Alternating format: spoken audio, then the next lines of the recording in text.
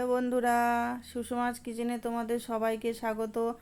আজকে দেখো আর একটা নতুন রেসিপি নিয়ে চলে এসেছি, সেটা হচ্ছে চীনাবাদাম দিয়ে শশার ঘন্ট। তো রেসিপিটি প্রথম থেকে শেষ পর্যন্ত দেখতে থাকো, আশা করছি সবার ভালো লাগবে।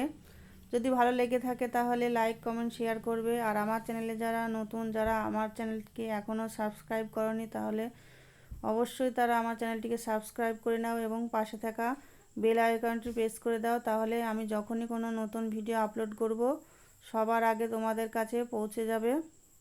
তো তোমরা এই রেসিপিটি বাড়িতে ট্রাই করো, আশা করছি ভালো লাগবে। তো চলো দেখো কি কি নিয়েছি আমি বলে দিই। দেখো দুটো শশা নিয়েছি। তো শশার দুই দিকে প্রথমে কেটে নিলাম, কেটে নিয়ে শশাটাকে আমি ছাড়িয়ে নেব। দেখো দুটো শশা আমার ছাড়ানো হয়ে গেছে। এবার একটা গ্রেটার দিয়ে আমি গ্রেট করে নেব। এইভাবে গ্রেট করে নিতে হবে। দেখো আমার দুটো শশাই গ্রেট করে নেওয়া হয়ে গেছে। অনেক জলও বেরিয়েছে শশা দিয়ে। এবার দেখো আর কি কি নিয়েছি। দেখো একটা মাঝারি সাইজের আলু টুকরো করে নিয়েছি, পেঁয়াজ নিয়েছি কুচি একটা, আদা গ্রেট করে নিয়েছি একটু, আর চীনাবাদাম নিয়েছি, আর একটা মাঝারি সাইজের টমেটো কুচিয়ে নিয়েছি। দেখো আমি আবার কড়াই বসিয়ে দিয়েছি গ্যাসে। এবার কড়াইতে তেল দিয়ে দিয়েছি, সর্ষের তেলে করবো এই রান্নাটা আমি।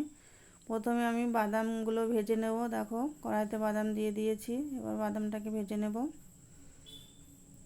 বাদাম ভাজা হয়ে গেছে, এবার তুলে নেব।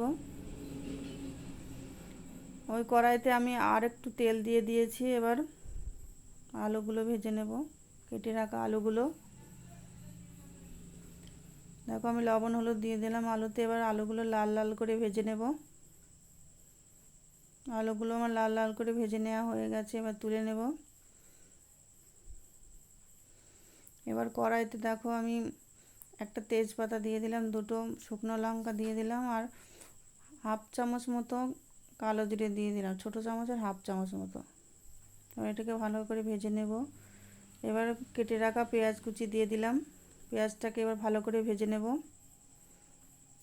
দেখো পেঁয়াজটা ভাজা হয়ে গেছে। এবার আমি এর ভিতরে গ্রেট করে রাখা আদাটা দিয়ে দেব, দিয়ে আবার একটু ভেজে নেব। দেখো এবার আমি কোচানো টমেটোগুলো দিয়ে দিলাম। টমেটো আর পেঁয়াজ ভালো করে আমি ভেজে নেব, সেই জন্য একটু লবণ দিয়ে দিলাম, একটু হলুদ দিয়ে দিলাম টমেটোর ভিতরে। ভালো করে ভাজা হয়ে গেছে টমেটো।